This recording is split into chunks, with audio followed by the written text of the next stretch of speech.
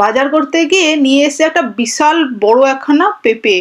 কত আর পেঁপে খাবে মানুষে, পেঁপে খেয়ে খেয়ে বোর হয়ে যাবে বলে আমি ভাবলাম যে একবার এই রেসিপিটা ট্রাই করে নিই, তাহলে আর কেউ বোর হবে না। এইটাকে গরম গরম ভাত কিংবা রুটির সঙ্গে খেতেও অসাধারণ লাগে। পেঁপের দিয়ে ডাল আর পেঁপের চাটনি তো হলো, এবারে পেঁপের এই রেসিপিটা একবার ট্রাই করে দেখো। সবার প্রথমে আমি এখানে ডুমো করে পেঁপে আর আলুটা কাট করে ধুয়ে পরিষ্কার করে নিয়েছিলাম।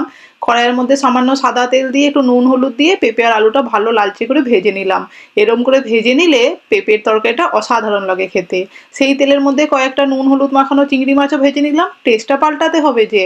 তারপরে তুলে রেখে তেলের মধ্যে দিয়ে দিলাম জিরে, একটু চিনি, একটু হিং, একটু লাল লঙ্কার গুঁড়ো, আর তার সঙ্গে দিয়ে দেবো আদা, রসুন, টমেটো আর পেঁয়াজের বাটা।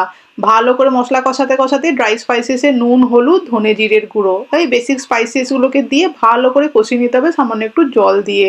ভালো করে মশলাটা কষানো হয়ে যেতে দিয়ে দেবো ভেজে রাখা আলু আর পেঁপেটা। আলু পেঁপের সঙ্গে একটু কাঁচা লঙ্কা ঝালের জন্য দিয়ে ভালো করে আবারও 2 মিনিটের জন্য মশলার সঙ্গে কষিয়ে নিলাম। এরপরে দিয়ে দিলাম এখানে পরিমাণ মতন জল। উষ্ণ গরম জল দিয়ে ঢাকা দিয়ে এটাকে 5 মিনিটের জন্য একটু কুক করে নিলাম। ভালো করে কুক হয়ে সেদ্ধ হয়ে এসছে যখন 50% পেঁপে আর আলুটা, সেই সময় দিয়ে দেবো ভেজে রাখা চিংড়ি মাছটা। চিংড়ি মাছটাকে দিয়েও আবার একটু সামান্য জল দিয়ে আরও 5 মিনিটের জন্য রান্না করে নিলাম। বেশ ভালো চিংড়ি মাছটাও সেদ্ধ হয়ে গেল, আর পেঁপে আলু যেটুকু বাকি ছিল সেদ্ধ হওয়া সেটাও হয়ে গেল।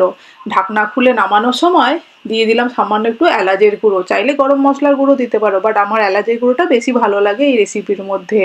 দুর্দান্ত পেঁপে আলুর ডালনা রেডি হয়ে গেল, সবাই চেটে পুটে খেয়ে নিল। আর এই বড় পেঁপেটা নিয়ে কি করব এই টেনশন আমাকে আর থাকতে হলো না। পেঁপেটা অর্ধেকটা তো এইটা দিয়ে শেষ হয়ে গেল। তাহলে বন্ধুরা, ভালো লেগে থাকলে রেসিপিটা চ্যানেলটাকে লাইক, শেয়ার ও সাবস্ক্রাইব করে নিও।